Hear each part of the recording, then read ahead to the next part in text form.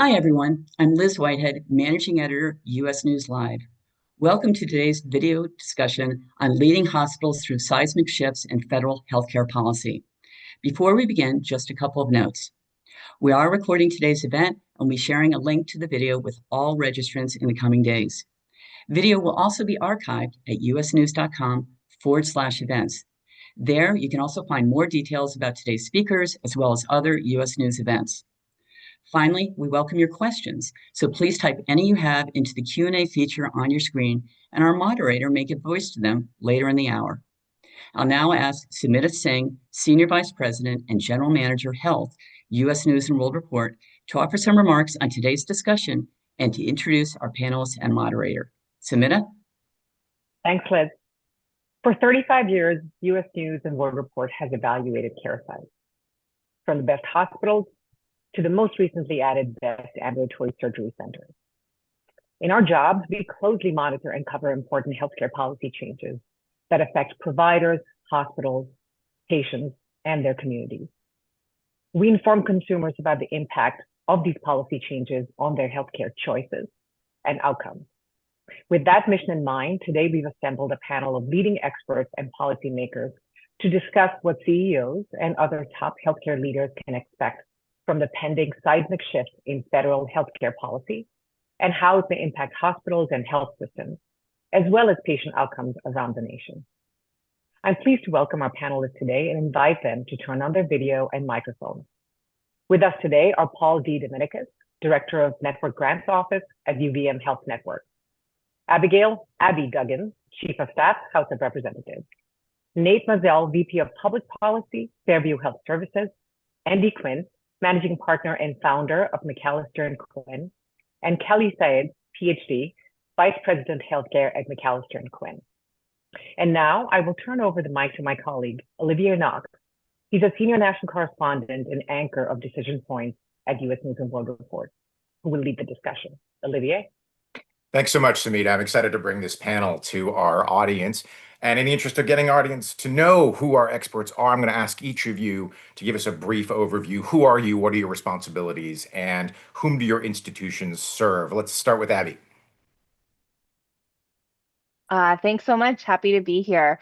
So my name is Abby. I'm an attorney by background, but I have been a congressional staffer for going on 13 years now, primarily working on healthcare policy. So I was the lead policy staffer for a member of the Senate Finance Committee during ACA implementation throughout the 2017 reconciliation attempt to repeal that law and throughout the COVID pandemic.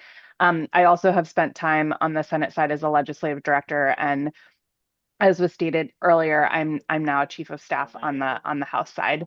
And so to just sum things up, our job here in the legislative branch of U.S. government is to represent the voices of our constituents and serve as their advocate, not only as we make policy here proactively, but also as we engage with the executive branch and fulfill our constitutional role of oversight when it comes to executive branch actions.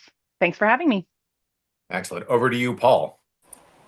Hey, again, thanks for having me. So my name is Paul D. Dominicus.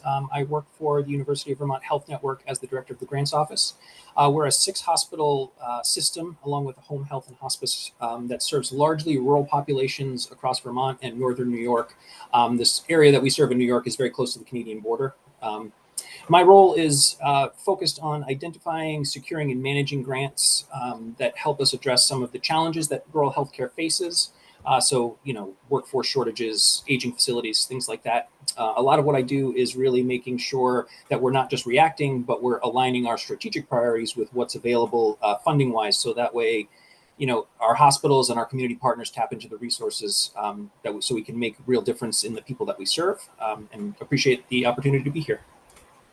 Thanks so much. Andy, you're up.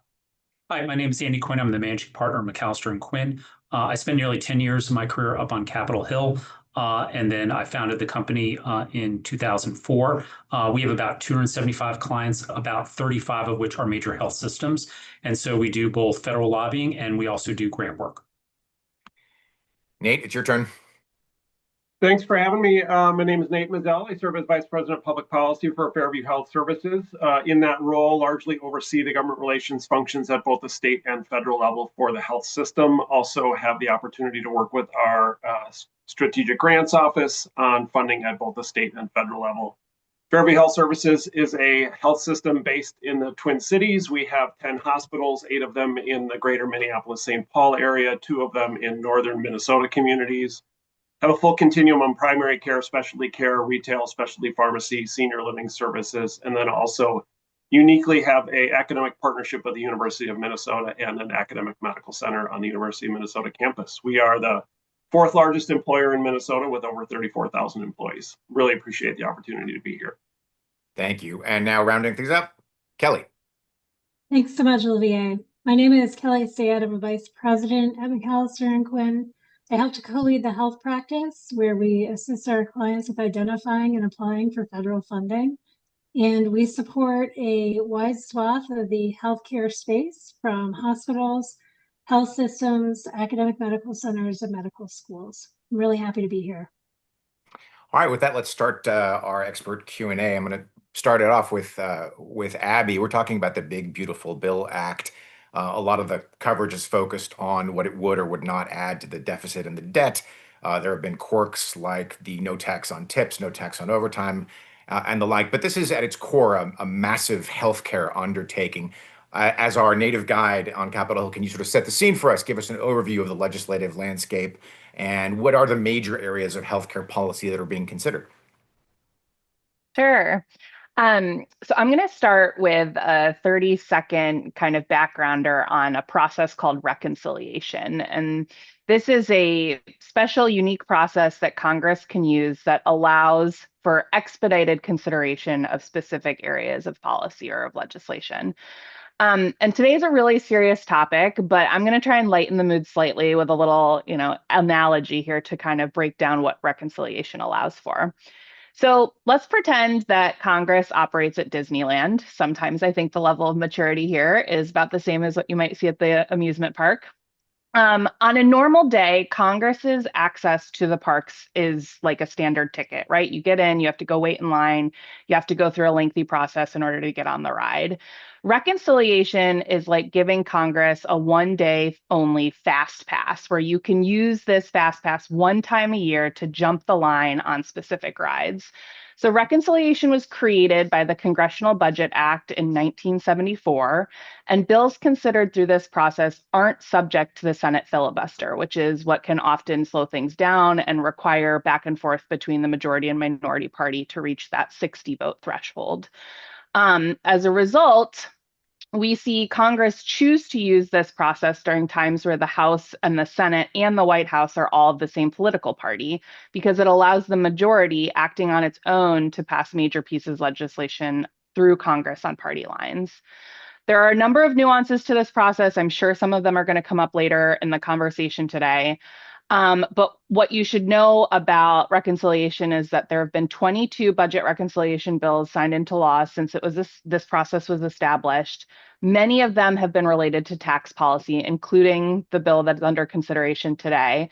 But many recent examples of utilizing reconciliation have dealt with healthcare policy, including passage of the Affordable Care Act, the attempt to repeal the Affordable Care Act in 2017, which, as many of you may recall, failed when Senator McCain voted no, famously kind of, thumbs down on the Senate floor. The Tax Cuts and Jobs Act in 2017, which is, directly related to what folks are trying to do today to extend a lot of those tax provisions. The American Rescue Plan Act was another reconciliation bill that included a lot of healthcare policy, and also the Inflation Reduction Act. So that brings us to today. We've got a majority party in both the House and the Senate, and obviously the White House. They've chosen to use this fast pass process to enact major tax and healthcare changes. And Olivier, to your point, there's provisions from the 2017 Tax Cuts and Jobs Act that they're looking to extend, but they're also looking to make some significant changes in the healthcare space, both to pay for some of those tax policy changes and to just get some, policy changes across the finish line that they'd be unable to do if they had to negotiate. So we've got this one big, beautiful bill act, and we're working this through at a very fast clip. So to bring us up to speed, the House has passed its version of the bill. And now the Senate is considering that House passed version. I'm sure you've seen news reports on a daily basis kind of updating the negotiations in the Senate. But Senate Republicans have to do two things. They have to make changes to satisfy their members so they can pass this out with just the support of the majority party in the Senate side. But they also have to accommodate some unique rules that reconciliation places on the Senate process. So once they feel confident about the revised text that they're working on as we speak, we would expect the Senate to pass a revised version of this bill, possibly within the next week or so, sending the legislation back to the House. And the House would have to pass that updated version before it can head to the president for his signature. So hopefully I laid the table there, and probably the rest of this conversation won't involve fun discussions about Disneyland. One might argue that Disneyland, unlike Congress, is an extremely efficient and organized operation. Andy, since we are in sort of what I would call the Schoolhouse Rock part of our presentation today, can you walk us through a little bit more of the reconciliation process? Obviously, without going too far into the legislative weeds, what actually has to happen for this legislative process to get wrapped up and for Donald Trump to sign this sweeping legislation into law? So it's going to, the current plan right now, which this is all subject to change, is it will kick off on Thursday. And so they will have, they've already noticed that the Trump administration is going to have a major event at the White House on Thursday amongst a lot of the constituent groups that he feels are going to benefit as a result of this. They have 20 hours of debate, and then at that point they move to amendments. And that is commonly called a vote-a-rama, and there's an unlimited number of amendments. And if you go back in time, in 2008, during reconciliation, they actually had 44 votes just on that period. So if we start off on Thursday, this could go well into the weekend, and it will probably keep the Senate in session the entire time. As Abby noted, there's a number of provisions that have to make it through the parliamentarian. In fact, for the Senate Finance Committee, which is a lot of the provisions related to Medicaid, they're actually doing that as we speak. One of the things that was very different, though, the way the Senate handled this is the House had individual markups in the relevant committees. It went to the Budget Committee, it went to the Rules Committee, and they made a lot of changes along the way. The Senate, they're essentially taking this right back to the floor. The Finance Committee is not marking up these changes. So we actually anticipate from the draft that we see that was released last week that there be maybe major changes as individual senators object to certain provisions included in there. I think the big thing that's the big unknown is how the House is going to react to this. In particular, there is a provision called SALT, which involves the ability to deduct state and local taxes off your federal taxes. Prior to 2017, you could fully deduct that. In 2017, they changed it and capped it at $10,000. The House increased that to $40,000. The Senate's knocked it right back to $10,000. And there's about 12 to 15 primarily, Republican members who are in states like California, New York, New Jersey, that are high tax states that have already said, if it's not $40,000, I'm not voting for the final package. So there's a lot of things outside of just the healthcare piece that are going to be contentious that they have to land the plane on. So Abby and Andy just referred to the committee work. How have we seen the relevant Senate committees shape this legislation, and what does it tell us about the final product? Abby, would you like to go first? Yeah, Abby first. Sure, happy to. So, yeah, I mean, the process on the House side did go through regular order, as Andy described, right, with committees kind of taking bills and marking them up. Although I will say that I think more than 500 amendments were offered throughout the course of that process, right? But none of them ended up making their way into the final package. So, the Senate side is doing negotiations in a little bit of a different way. There's a more public side of this process, and there's a more private negotiation side to this process. And so, what we're seeing is a lot of discussion happening with major players in the room to see what they need to bring folks in. As we saw in 2017, a lot of the negotiations were based on trying to keep a couple of senators from going against their party, and they weren't successful in keeping McCain. And so this time they're going to try and make sure that they have everybody they need on board to get this done. just to specifically mention the two healthcare kind of buckets, there are two committees in the Senate that have jurisdiction over healthcare issues for the most part. The Senate Help Committee, which does health, education, labor, and pensions. DC's acronym city here, so I'll spell that out.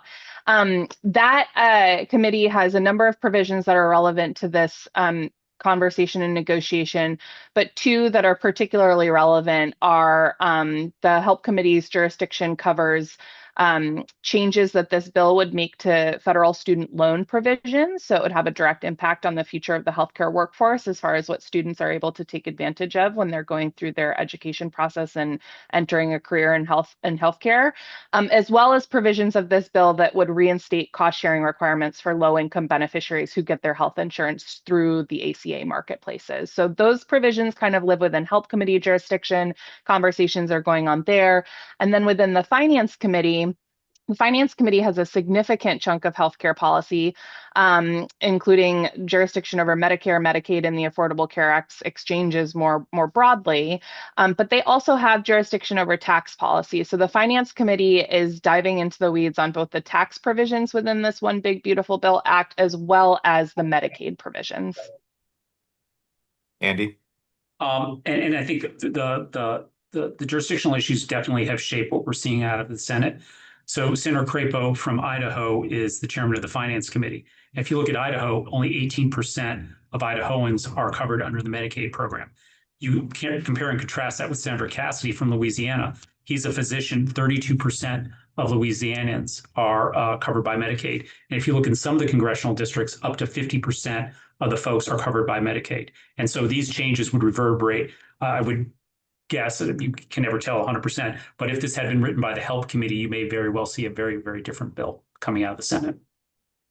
So before we move on to the impact of this big bill on hospitals and health systems, I do want to ask Abby, what's a conference and how could that come into play in this legislative tussle? Sure. Well, I mean, you referenced Schoolhouse Rock version of how a bill becomes a law here, right? Well, we're totally off that playbook. So, we're not going to see any formal conference where we're nominating members to sit on a conference committee that's then going to hold, public conversations to kind of debate the merits between the House passed version and the Senate passed version. We're already seeing those pre-conference conversations happening now. And a lot of that is, taking place in the White House, it's taking place in leadership offices to say, okay, what is the bill that can pass the Senate, including all these changes that we need to make for members of the Senate, Republican caucus, as well as to address any challenges under these unique reconciliation rules that the Senate has to follow, while also maintaining that support from that group of, SALT tax Republicans in the House and others that, might be concerned about major changes that could happen in the Senate. So it's a really delicate balancing game. We're not likely to see a real formal conference process happen after the Senate takes up this bill. What they're trying to do is grease the wheels so that they have a smooth path forward. As soon as the Senate takes something up, the House would take it up immediately with the goal of sending it to the president's desk. But there's a lot of factors to balance. All right, now that our audience is entirely composed of experts in the legislative process, we can move on to the impact of the OBBBA on hospitals and health systems. I want to start with Andy. You alluded to percentages of Americans covered by Medicaid and how that might shape the tussle here, but it looks right now like Congress is going to cut billions of dollars from that program. What do we think we know about how many adults and children will be affected and how will they be affected? Well, what I would say is maybe it's important to take a step back because they impact not only just the Medicaid piece, but if you look at the Affordable Care Act, it really attacked three things. Number one is for the 170 million Americans who get employer-based health care, it made changes that would strengthen it. There are provisions in here in this bill, for example, that will increase deductibles on people. For the folks, the 24 million people who get healthcare through the state-based exchanges, they're going to cut money out of that, including some of the tax credits, which that alone is going to toss. This is the Congressional Budget Office believes about 5 million people to lose coverage. And the final thing is that they expanded Medicaid. And so, about 60 to 65% of folks who are on Medicaid are working either full or part-time. They are going to restrict that It's going to make it much more harder for them to keep it, tighten eligibility related to that. So in total, between the expiration of the ACA tax credits and the other changes in this bill, we're looking at possibly 16 million people who are not going to have healthcare coverage. Now, that's only part of it. And I think there's two other things I'd like to flag for people. Number one is 40 million people in this country currently get nutritional support through the SNAP program. And the CBO is estimating about 7 of them are going to substantially or completely lose coverage under the changes that are being considered here.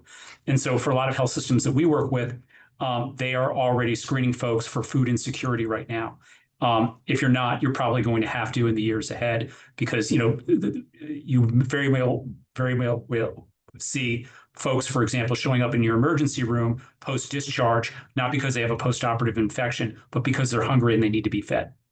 The second issue that I want to raise, that Abby alluded to as well, is they're going to cut $300 billion from the student loan program at a minimum. And so right now, if you're a medical student, you can pretty much borrow from the federal government the full cost of attendance at medical school, which is about $500,000 if you go to a private, about $400,000 if you go to a public. They're going to cap that at somewhere between $200,000 and $150,000. So what is this going to do? We're going to push people out to much less favorable terms on the private market, where they'll see interest rates go anywhere from 9% to as high as 15% on those loans. And so what you're going to see in something like that is people graduating from medical school with a ton of debt. Who's going to do rural primary care when they had that kind of debt burden hanging over their head, versus if they went to like a surgical subspecialty, they could make twice as much money. So there's a lot of these downstream effects that I think hospital and health systems need to start considering that are going to come out of this bill. Now, some of these are going to come out in the next couple of years because some people are substantially through medical school. But if you're a brand new enrolling in medical school, when you get out 4 years from now, you're going to be looking at a very different healthcare environment than what we see today. Thanks for that. With profound apologies to an old editor of mine who banished the phrase "average Americans" from my copy, and being fully aware that there's not actually a real platonic ideal of an average Medicaid patient. Yeah. What can you paint us a bit more of a picture what it means for a Medicaid patient in terms of their access to doctors and their ability to get whatever prescription medications they're on? Well, I mean, and I'm sure there's others who can jump in as well. If you look at the work requirements, which they out of Georgia that they want to mimic, and what that did in Georgia, it was not a very pretty picture. And you can imagine on you expanding that out. Now, these are also going to be not uniformly felt. There's places like in Utah where only 11% of the people are enrolled in Medicaid. And then you have states like New Mexico and Louisiana where you're above 30%. Same in places like Kentucky and West Virginia. So the pain on this is not going to be uniformly felt. The other thing too is Medicaid, unlike Medicare, it's not really one system. It's almost like 50 different systems around. The cost share that the feds pay towards it varies differently. Some states have provider taxes, some don't. So the impact of this is going to be a patchwork, but there's going to be some real winners and some real losers in this. Nate and Paul, if you want to add anything, jump in. Yeah, certainly I can add on. I mean, I think historically when we've seen that people lose coverage, as Andy has alluded to, I mean, you're talking about things like foregoing preventive care and ongoing primary care. And I think if you step back and you think about how much funding is being taken out of the overall healthcare system proposed in this bill, in let's be honest, the system that's really actually teetering on the razor's edge right now. I mean, I think we're likely to face challenges with some services that disproportionately serve a high volume of individuals on Medicaid, like mental health and substance abuse services. I think I saw recent data from Urban Institute that projects the House bill could decrease spending by almost $800 billion. That doesn't even account for the initial language that we've seen coming out of the Senate, which actually could decrease spending even more significantly. But then, we sort of talk about what is a Medicaid patient, but it's important to remember that we don't have a Medicaid door at our hospitals and clinics. Cuts that impact individuals on Medicaid also impact everyone else that's served by our hospitals. So if you have a rural hospital, let's say in northern Minnesota, that serves a high volume of mom and babies on Medicaid, and they have to pull back on some of those services, it impacts everybody that relies on those services in that community. So I think it's important to remember this isn't just about Medicaid. This is about the overall healthcare ecosystem. Yeah, I would agree with that, Nate. I think for us, when services have to be cut or scaled back, it's not like there's 10 other places that are providing that service. Our people then have to drive 90 minutes or so, to get that service when it's cut. So the cuts are definitely affect how services are delivered and what people have available to them. So actually, let me stay with Nate and Paul on that to talk a little bit more about the downstream impacts. You alluded to some of them, but what's going to happen? What are we going to see a shift in emergency department services, volumes, and the like, chronic disease management, medical research? What are your institutions expecting to see if this becomes law? Yeah, I mean, I think it is. We have seen, coming out of the COVID pandemic, we have seen increased volumes in our emergency departments across the board. And it's not just within our health system. It is nationwide. There is a new report almost every week on the challenges with, quote unquote, boarding in our hospitals. If you remove coverage, whether that's Medicaid coverage, ACA coverage, and you have an increase in uncompensated care, the one place that everybody goes, rightfully or wrongfully, is the emergency departments. We are the only place that can't say no when a patient comes in the door. But it's not just the impacts of, on hospitals. It is things like when you take away funding for mental health services for adults and children in community settings. When those go away, and those nonprofit providers are even more challenged financially than some of our hospitals, when you remove that again results in more and more people utilizing emergency rooms and hospitals for, frankly, care that doesn't need to be acute care. And I think the compounding effects on all of those things are really challenging. Yeah, I think that speaks to, so if you lose those supports, the health system absorbs those things anyway. It just absorbs them in a very different way. So now you're at the ER when something preventative could have, been more effective and less expensive on the front end. It's very difficult to treat hypertension when, there's other things that are then affecting people's ability to get that care. So I echo what Nate was saying. And Paul and Nate, if I can piggyback on you guys. So looking at the FY26 proposed funding from the president, as far as hospitals losing funding, it truly means that the hospitals can't provide the breadth and the quality of services that they might typically be able to provide. So, for example, the Targeted Capacity Expansion Grant was a grant that was proposed, was forecasted to come out in April. We're still waiting for it to come out. That really is looking to impact the services for substance use disorder and co-occurring disorder harm reduction programs. And so if you can imagine, if that funding is pulled, the hospital has an try that again. The hospital has a choice that they need to make. They're either going to be allocating funds from somewhere else in the hospital's budget to be able to continue those programs to address a substance use disorder, or they're going to have to downscale the current program that they have. Likewise, we actually received this notification on June 17th. The nurse faculty loan program was canceled from HRSA. The FY25 nurse faculty loan program was canceled. So that particular program supports nurses that are pursuing advanced degrees. It helps to pay off some of those loans. If you can imagine, you need to have advanced nurses in your hospital to be able to train the up and coming nurses to be able to properly staff the hospital. When that doesn't happen, when you don't have those advanced nurses, and you're going to have to start relying on traveling nurses, which is something that hospitals had to do a lot of during the COVID pandemic. And again, that's going to be another pull on the budget for the hospital, and it's going to impact the quality of programs that they can have elsewhere. So it really, truly is a domino effect as you're removing programs and funding for particular programs down the line to the patient quality and care that you would see. We have an audience question, which I will read and I will open it to the floor. I'm not sure which of you is best suited for this, but please address the impact on safety hospitals. It's not just an impact on preventative and primary care, but the ability for hospitals to deliver acute care on an inpatient basis.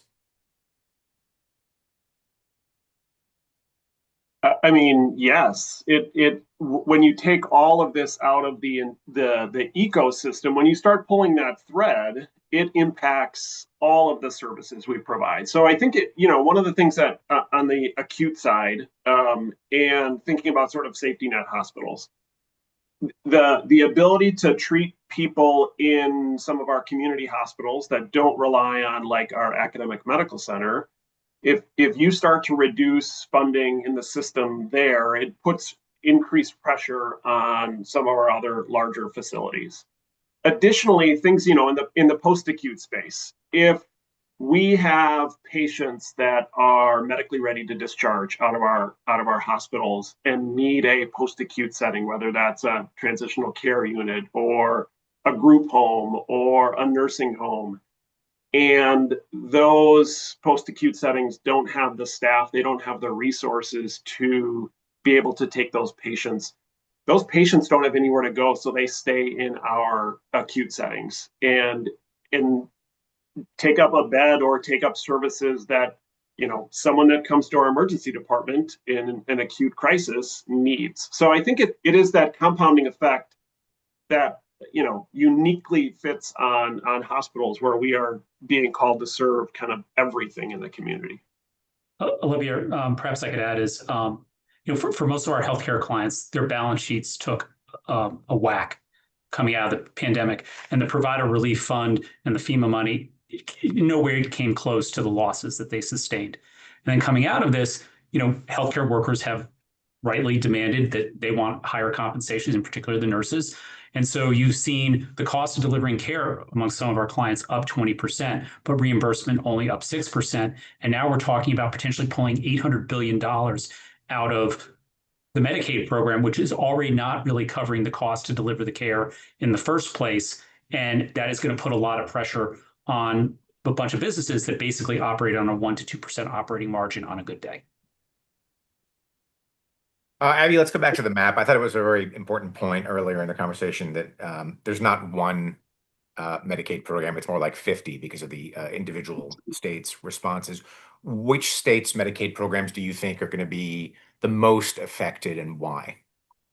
Sure. Well, just to reiterate, there's not going to be a single state that isn't going to feel an impact from this legislation, right? And there's not going to be a single entity within our healthcare infrastructure that won't feel an impact. So you're hearing from hospitals today, and each of you know that intimately, but it's going to be patients themselves, it's going to be managed care companies, it's going to be schools that relied on Medicaid dollars to fund therapy for students who are on IEPs. It's going to be the staff that administer Medicaid programs at the state level who are going to be forced to do redeterminations to see if folks are eligible on a more regular basis, with folks turning in and out of coverage.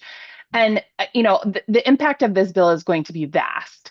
That being said, it is clear that some of the provisions in this bill will impact some states more than others. Just to take one example, the provisions targeting provider taxes, which are a tool that some states use to finance their programs and pull more resources to direct towards their Medicaid programs, that's going to hit states across the political spectrum. So California and New York use provider taxes to a great degree, but so do states like Oklahoma, Iowa, and Louisiana. And expansion states we know are going to be hit particularly hard. The one other thing I want to kind of recognize, and I know that some of the folks here have already touched on this, but you can't squeeze one end of the balloon and not have it blow up on the other, right? And so this healthcare ecosystem is all interconnected. And if you take resources out, they don't just get replenished somewhere else.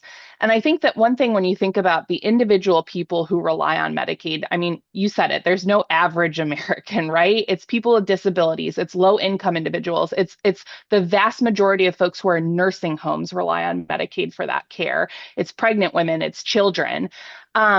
It's also low-income Americans. And when low-income Americans don't have access to health insurance, they have difficulty accessing care in the community because doctors aren't going to take somebody who doesn't have health insurance to cover that cost of care.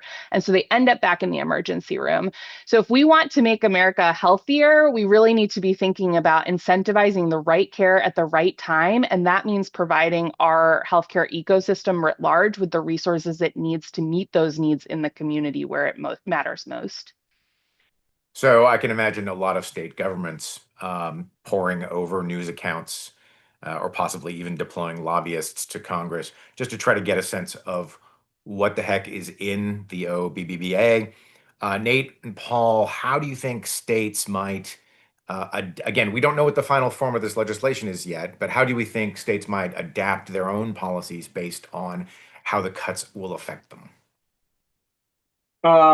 It's not going to be easy. I mean, I think one of the biggest challenges that states have is really working within the framework of having to pass a balanced budget, whether that's every year or every 2 years. And so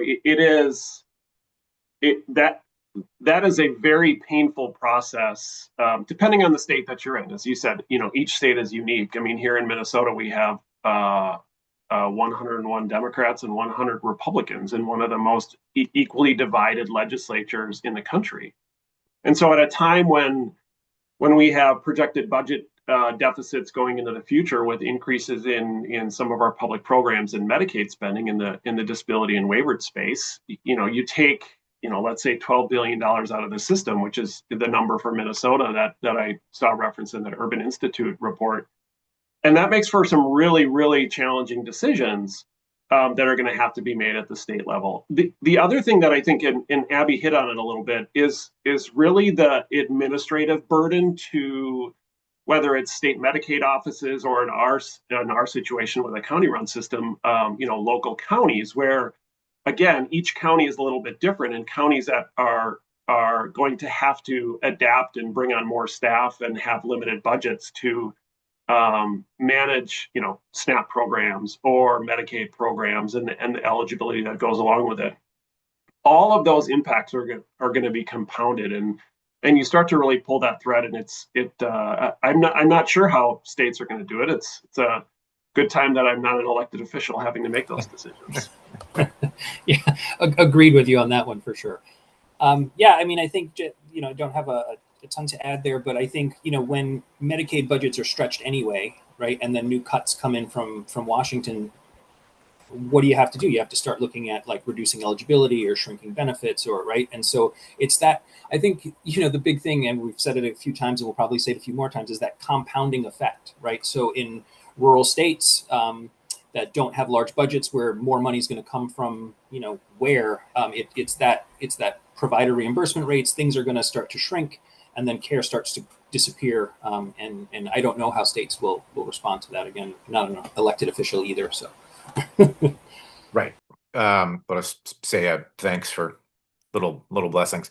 Kelly, we've been talking about cuts in the hundreds of billions of dollars over a 10-year span, but actually there's a lot of money allocated for health programs for fiscal year 2025 that hasn't gone out the door yet. So how might losing that money affect hospital operations as well as the services that those hospitals provide? Thanks, Olivia. So as Paul and Nate already touched on, it really is going to be a compounding effect.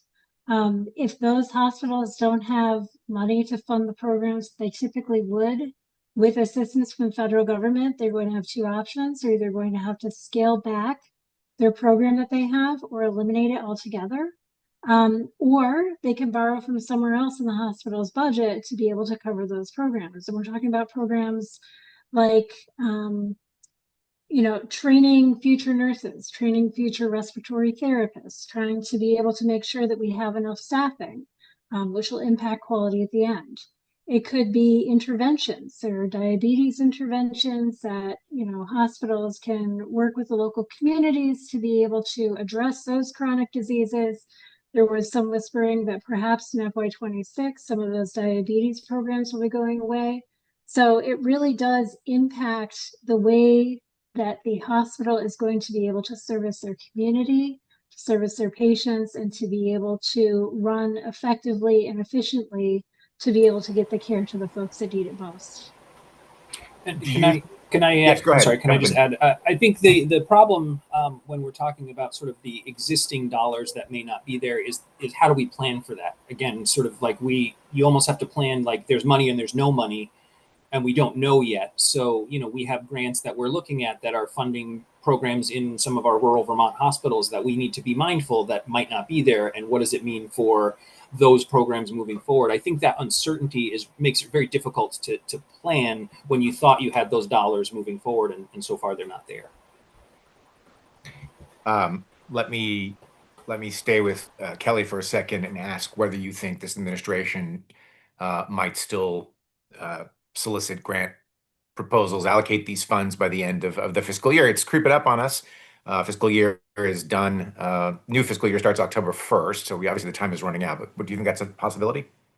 Absolutely. So looking at the time frame, and I like to look when I create a timeline, I work backwards. So if all of the money has to be allocated by October 1st or by September 30th, you have about 15 days of grant negotiations. You have about 30-ish days for grant review, the decisions to come through and go to the funding agency. So then you're pretty much talking about if things don't roll out by the beginning of July, perhaps maybe even early mid-July, there isn't going to be enough time to release a request for applications, have that grant reviewed, have the results come back, have those grant negotiations done, and then have that money obligated by September 30th. So my deadline for the federal government for being able to release a request for applications is probably July 10th would be the last day that I would imagine they would be able to do that and have the whole process complete in time for September 30th.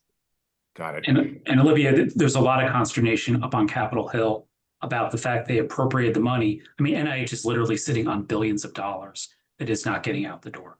And so, in 1974, we passed the Impoundment Control Act. We're getting very, very close to this looking like impoundment. Can you explain for the audience?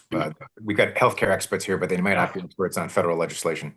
It is basically, Nixon would, when he was president, Congress would pass money, and it's the job for Congress to appropriate, and then the executive branch to execute on the monies that Congress appropriates. He wouldn't do anything. And so Congress actually passed a statute specifically that said the federal government, if Congress appropriates the money, you have to spend it. And part of the stuff is with all this stuff related to DOGE, it's really added yet another layer on top of the normal management in getting the money out the door. But literally there are billions of dollars sitting at federal agencies that is not getting out the door just because the remnants of DOGE is sitting on those applications. So it's almost like a silent precision by flaunting Congress. And what a lot of us hope is that once this reconciliation package passes, if it, in whatever form it may take, is then Congress will assert its authority that we've appropriated money for NIH and HRSA, HRQ, SAMHSA, and all these other agencies to execute and do very specific things that the executive branch agency today is just not doing.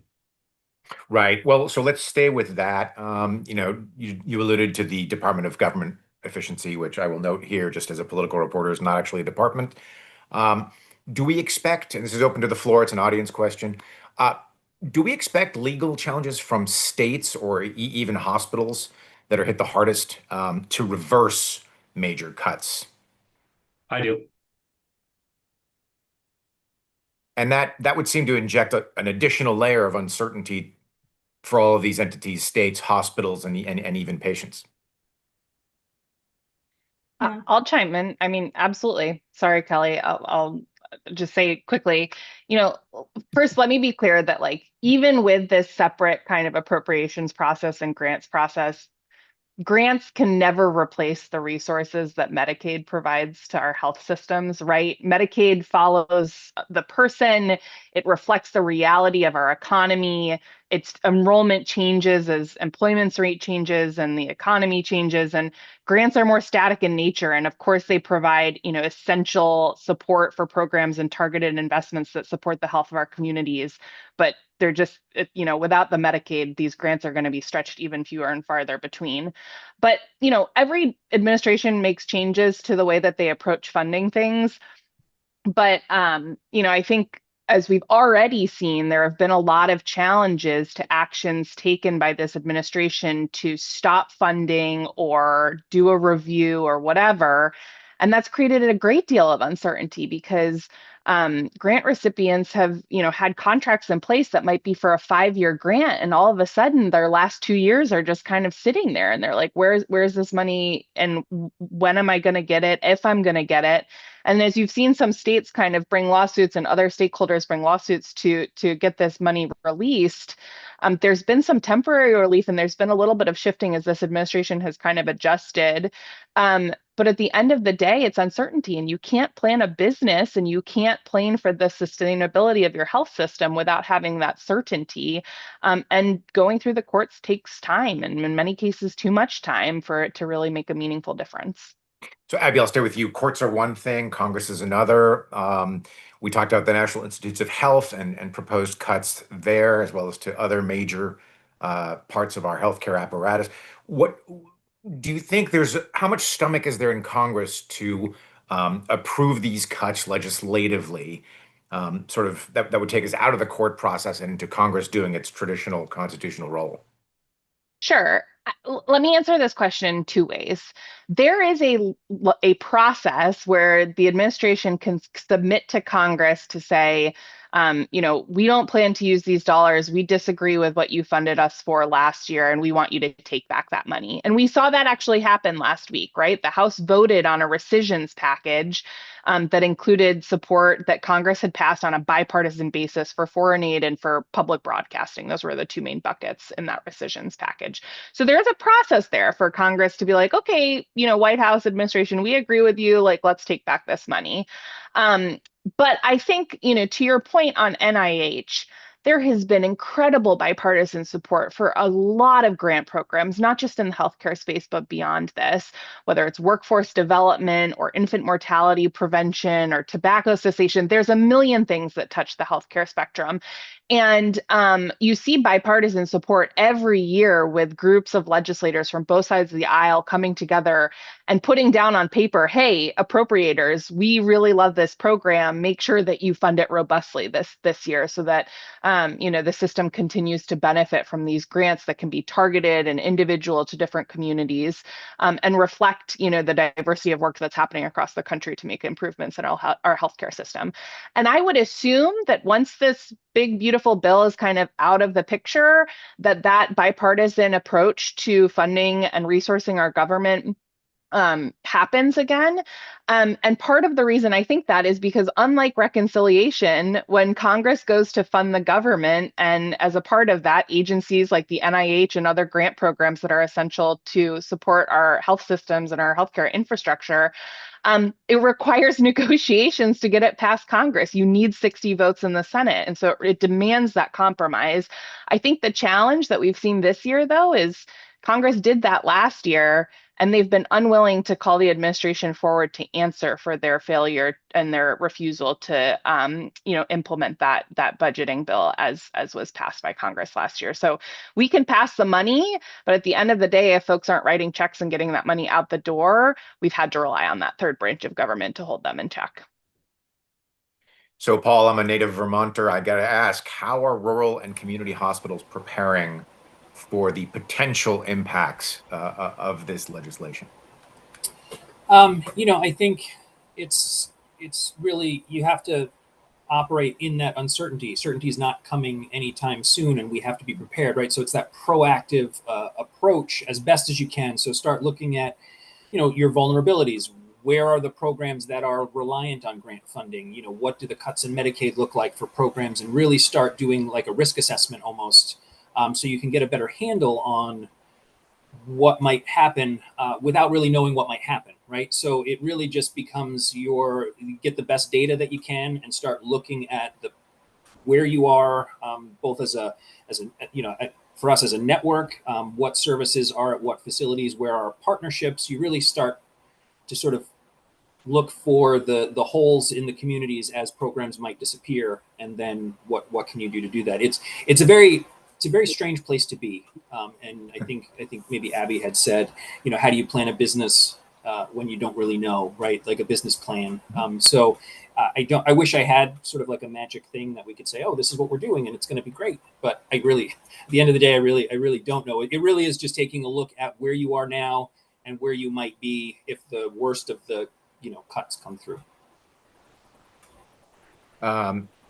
So one of the challenges for hospitals and health systems is one of their problems is staff burnout. How critical are grants to fund initiatives that mitigate burnout and affect related issues like recruitment, retention, and morale? We sort of hinted at this a little bit earlier when we talked about the impact on, I'm sorry to say this, an average medical school student and the choices that they make.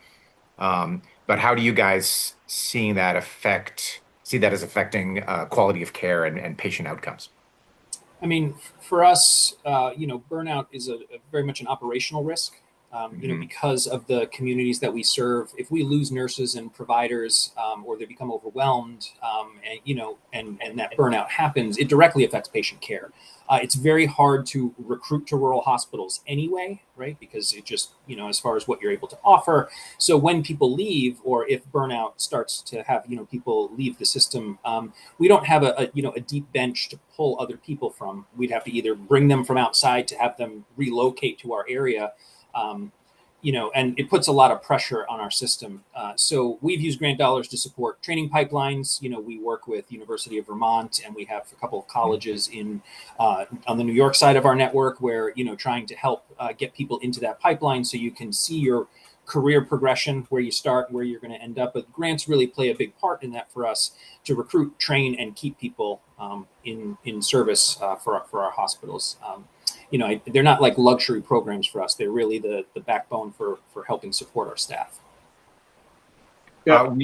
Sorry, go ahead. I certainly can add, no, I appreciate that and appreciate Paul. And I think I would echo a lot of those. And, without question, well-being and burnout, continue to be major issues for our system and for others. But I do think it's important that, we have to think about some of the underlying reasons why burnout is happening within some of our systems. So, I mean, if you think about like our ED providers and our frontline nursing staff, like boarding and, individuals in our EDs that don't need to be there, that stay and, sort of become housed in our emergency departments, that all contributes to burnout. So this is the impacts of less access to primary care, upstream care will result in more challenges to those frontline staff. Secondarily, I think is the burnout associated with things like prior authorization and administrative tasks. And I think you're going to see more reliance on prior authorizations and utilization management, and particularly from health insurance when there are fewer dollars within the overall system. So I do think the funding for well-being and burnout programs is great. We want more of that. We need to do all that. But when you start to take out all of these dollars and the balloon goes onto healthcare systems, as Abby was alluding to, I think you're going to see a lot more challenges ahead. So we're closing in fast on our end time here.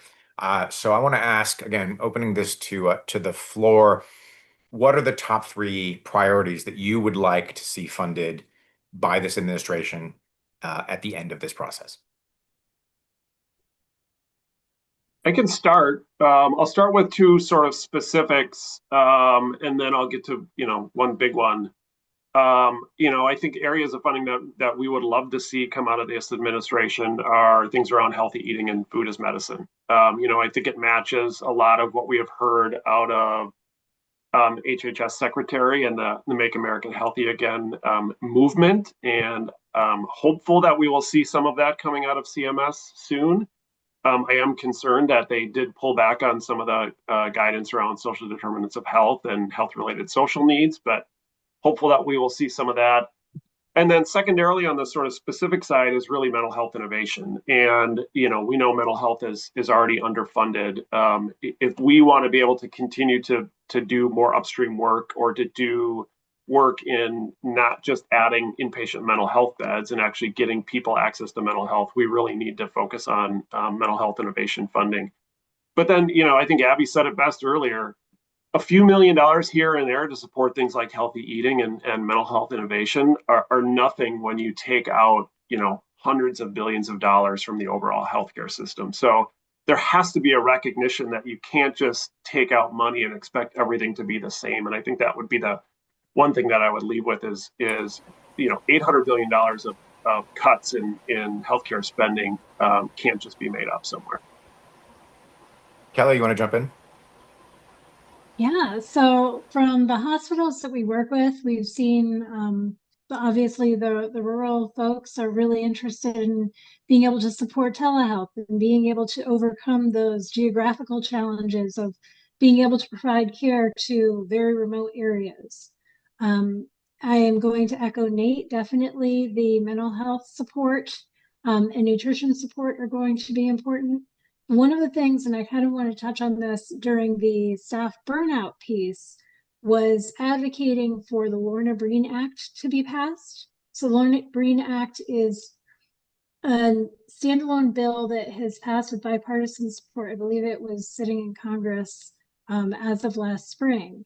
And this particular act is specifically allocated for individuals who are frontline healthcare workers who are looking to be able to have those mental health supports for their well-being so they can do the best job they possibly can for the patients that they're working with. Paul?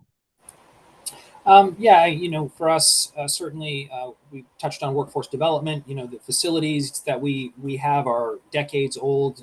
Bringing telehealth to the forefront is important for us, again, because people are driving so far. So I just think really for sort of the last thought is you can't tinker with one part of this system without affecting all the other parts. And I think that's the theme that has come through this.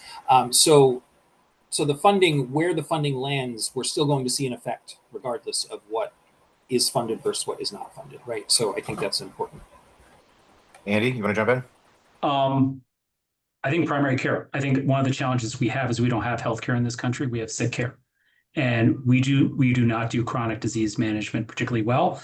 I think you can look at other countries that are spending far less than we are on primary care and chronic disease management, and they have much better outcomes. And if we would focus in on that like a laser beam, that would make a huge difference. But I'll be honest with you. If you have primary care physicians, some of whom have 2,000 to 3,000 patients, and they're seeing 40 of them a day, it's really, really hard to talk about like diabetes management. Right. Abby, I know you're not directly in the healthcare business, but I would like your thoughts on this question as well. Sure. I think that one of the biggest things that we can do to improve healthcare delivery is to make things more efficient and make it easier for folks to access care.